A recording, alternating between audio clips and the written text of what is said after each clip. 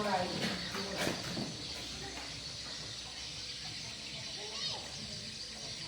Berdoa selesai. Oke, untuk penyemangat pagi kita hari ini, mari semua berdiri. Pagi Anda. Selamat pagi. Pagi, pagi, pagi. Biur, biur, biur. Wih, sedap. Ya, silakan duduk. Berarti sudah siap semua kan? Sedap. Hari ini sebelum kita memasuki materi, Ibu tanya dulu. Kalau kalian mau membuat mie instan, apa saja yang perlu kalian lakukan langkah-langkahnya? Ayo, siapa yang tahu? Yang pertama dulu diapain? Air. Nah, siapkan air, kemudian Minyak. Direbus. airnya direbus, kemudian Buka minyak. ada nggak ada? Ada. Ya, siapkan minyak terus. Dibuat tuang minyak. Minyak dibuka, lalu airnya dimasukkan ke dalam mie. Bumbunya diapain? Dibuka, lalu dituangkan ke dalam mie rebus. Itu adalah langkah-langkah membuat mie instan. Sekarang kita akan belajar tentang berpikir komputasional. Apa itu berpikir komputasional? Berpikir komputasional adalah merupakan contoh penerapan berpikir komputasional. Dengan berpikir komputasional, semua pekerjaan kita akan dapat diselesaikan dengan lebih mudah dan hemat tenaga atau energi. Itu yang disebut berpikir komputasional. Nah, berpikir komputasional itu ada 4 bagian. Yang pertama, bagian dari berpikir komputasional itu adalah dekomposisi. Dekomposisi itu artinya memecahkan masalah ke bagian kecil. Misalnya ada setumpuk massa, kita harus membersihkan kamar yang kotor. Apa dulu yang perlu kita lakukan? Kita pilah-pilah dulu. Itu adalah berpikir komputasional bagian dekomposisi. Yang kedua, pengenalan pola. Pengenalan pola itu adalah mencari kesamaan atau urutan yang berulang-ulang. Jadi pola itu mencari kesamaannya. Misalnya, kalau kita mau mengatur buku, kita cari yang tebal-tebal dulu, lalu pisahkan dengan yang tipis-tipis. Itu adalah mencari pola. Polanya tebal dan tipis, atau berdasarkan warna. Misalnya warna hijau semua, biru semua. Itu adalah pola atau kesamaan. Yang ketiga, abstraksi. Abstraksi itu fokus pada hal-hal yang penting saja. Jadi seandainya ada sesuatu masalah yang banyak, kita fokus pada hal-hal penting. Kita kerjakan yang penting dulu. Sehingga setelah yang penting itu selesai, baru kita mengerjakan hal-hal yang lebih remeh. Sehingga cepat terselesaikan. Yang keempat adalah algoritma. Algoritma ini adalah urutan langkah-langkah dalam menyelesaikan masalah. Kita harus mengurutkan langkah-langkahnya agar lebih mudah dikerjakan. Seperti saat membuat mie tadi, kita kan yang pertama kita siapkan mie-nya dulu. Tidak mungkin kan kita langsung makan tanpa mie. Kemudian rebus airnya. Setelah airnya matang, tuangkan mie ke dalam rebusan air. Kemudian bumbu-bumbunya kita tuangkan. Setelah mie matang, tiriskan, lalu tuangkan ke dalam piring yang sudah berisi bumbu. Itu adalah urutan langkah-langkah. Kalau dalam berpikir komputasional itu bagian dari algoritma. Kenapa perlu kita mengurutkan langkah-langkah? Supaya kita tahu apa yang perlu dilakukan dulu. Nah, itu adalah 4 macam dari berpikir komputasional. Nah, kemudian cara belajar berpikir komputasional itu bagaimana? Kita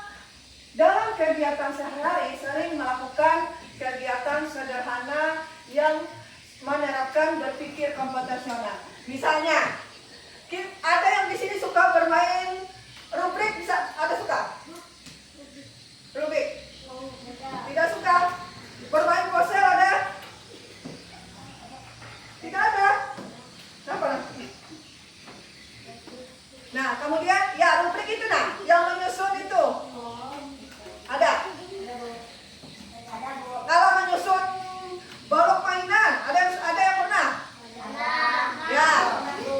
Bersaat menyusun balok itu merupakan contoh penerapan berpikir konfrontasional. Kenapa?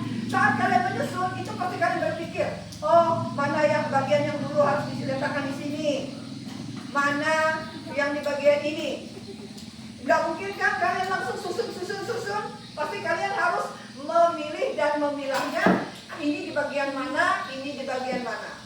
Nah, kegiatan sederhana seperti ini merupakan contoh cara bekerja berpikir konfrontasional di dalam kegiatan kita sehari-hari yang sangat sederhana.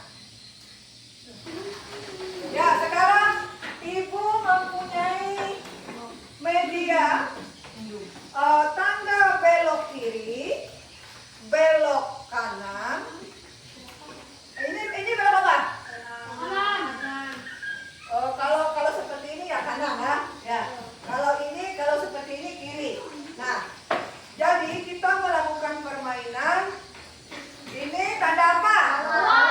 Bawah artinya kalau seperti ini menjadi maju. Ya, kita ibaratkan hijau ini tanda panah maju. Kemudian ada tanda panah merah, ini artinya mundur. Kalau putih dia ke kanan, kalau biru ke kiri. Ya, ingat warnanya supaya sama. Merah mundur, hijau biru kiri, putih kanan. Oke, kita melakukan permainan robot yang bergerak sesuai perintah kalian. Misalnya, robotnya Unos. Lalu ada yang memegang. Ini tadi tanda panah kemana? Kiri. Kiri. Berarti Unos bergerak ke kiri. Ya kan? Kalau ada yang tanda panahnya ke kanan, berarti belok kanan, berarti berbelok ke kanan. Paham? Ya, tugas robot manusianya menghapus papan tulis. Misalnya ada papan tulisnya penuh tulisan misalnya. Nah,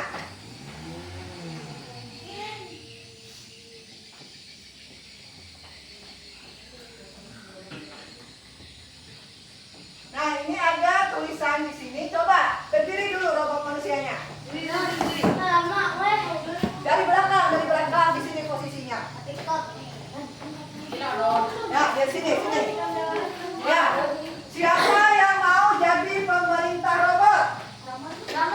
Ayo, Ramon maju, Ramon. Di sini.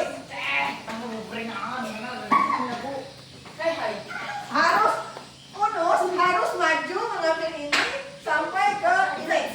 Ya, dari mana dulu kamu? Ini. Apa itulah? Dia hanya ini kan. Ini mau maju, mundur, ke kiri, ke kanan. Nah, mana yang ada? Berarti ini apa? Kiri. Ke kiri. Tuh, robot. Robot kiri. Nah, mana kiri? Mana kirinya? Kiri. Oh ya, ke kiri, ayo. Terus, satu langkah ke kiri, Sok. Ya, robot satu langkah ke kiri. Robot satu langkah ke kiri. Ya, terus.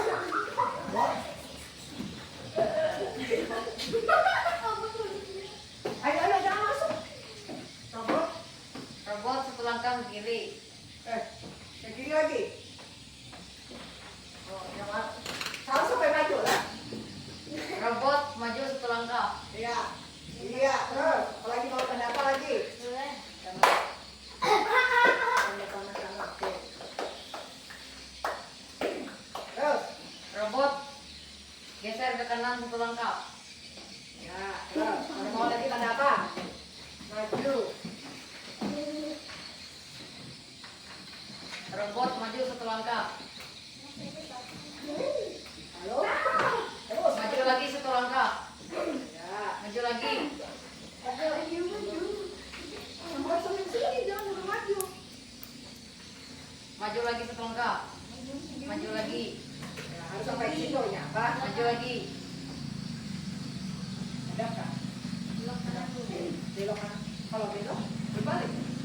Kalau ada apa? Ada kanan. Ada kanan sini. Yang putar dulu. Oh, putar. Yang mana? Dua. Belum. Stop dulu. Robot putar ke kanan. Ya.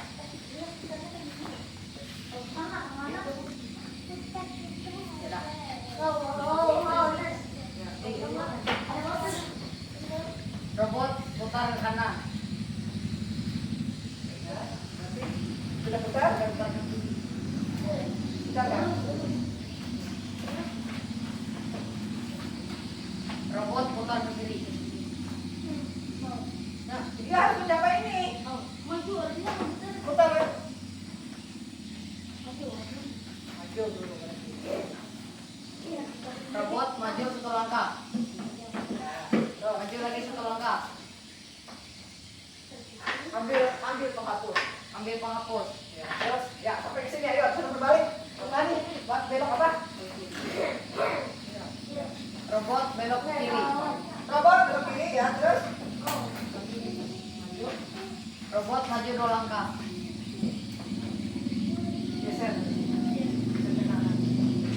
Robot geser ke kanan. Satu langkah. Ya.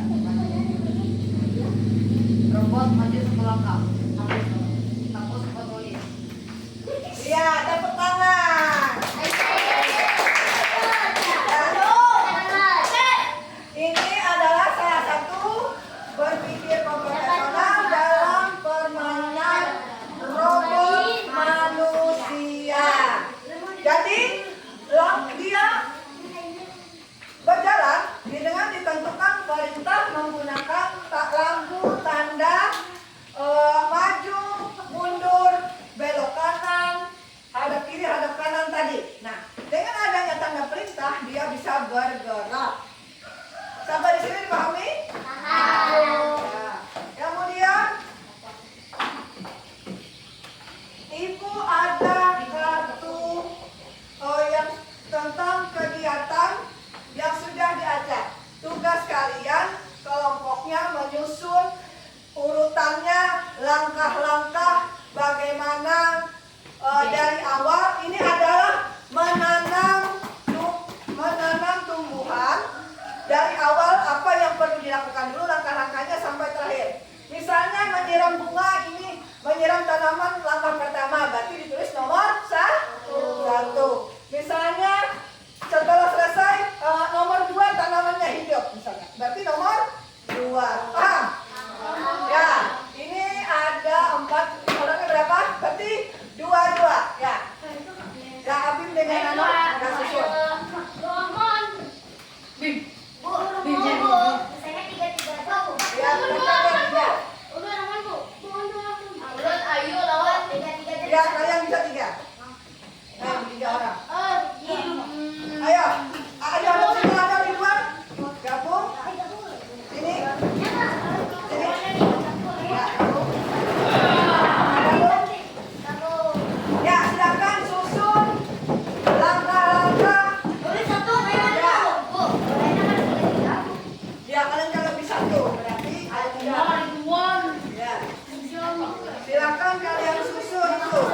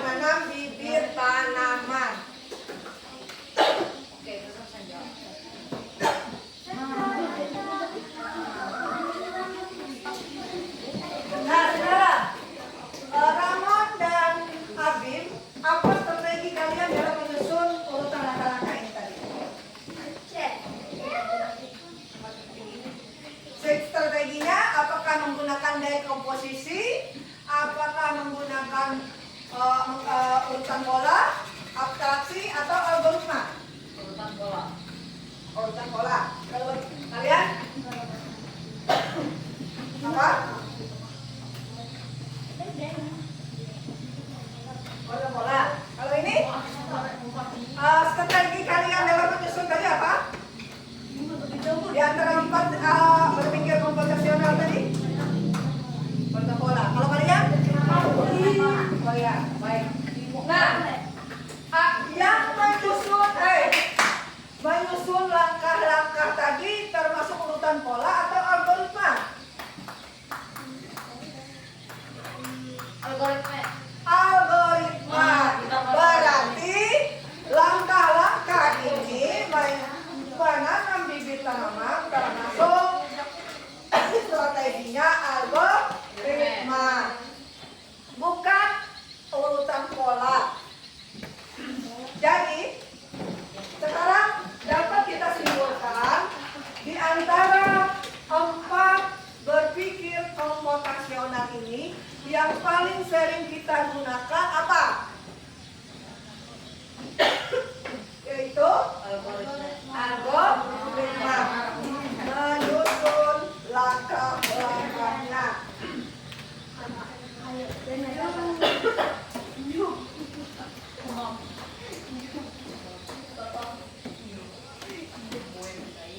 Nah, jadi komponen yang kita gunakan tadi adalah menggunakan algoritma. Dari sini, dari materi yang kita pelajari ini, bahwa berpikir komputasional itu sangat bermanfaat dalam kehidupan kita adalah untuk apa? Untuk mempermudah pekerjaan kita dan supaya lebih cepat. Itu adalah manfaat berpikir komputasional. Dengan berpikir komputasional, maka kegiatan sederhana kita dapat berjalan dengan cepat.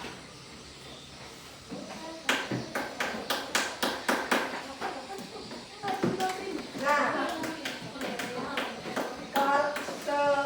Ibu ada kartu masalah. Nah, di sini kalian dalam kartu masalah ini ada masalah yang dihadapi berdasarkan kartu masalah. Tugas kalian adalah membuat penyelesaian masalah menggunakan 4 komponen dekomputasional tadi. Bisa menggunakan dekomposisi, bisa menggunakan pola, urutan pola, bisa menggunakan abstraksi, dan bisa menggunakan algoritma. Terserah.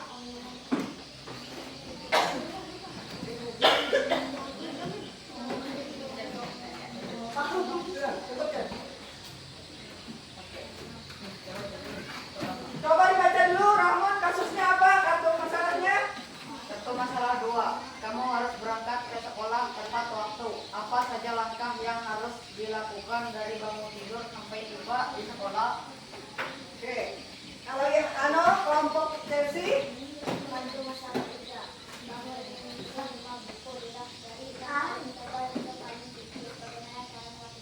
Oke.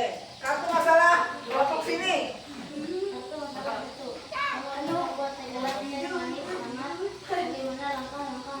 Oke, membuat langkah-langkah, membuat teh kelas. Bisa nggak? Atau masalah 3. Kamu ini gerak dari yang paling tebal ke yang paling tipis. Bagaimana cara melakukannya? Oh ya, menyusun buku. Nah, kalian buat langkah-langkahnya. Silakan mengerjakannya. Buat langkah-langkah berdasarkan kasus itu.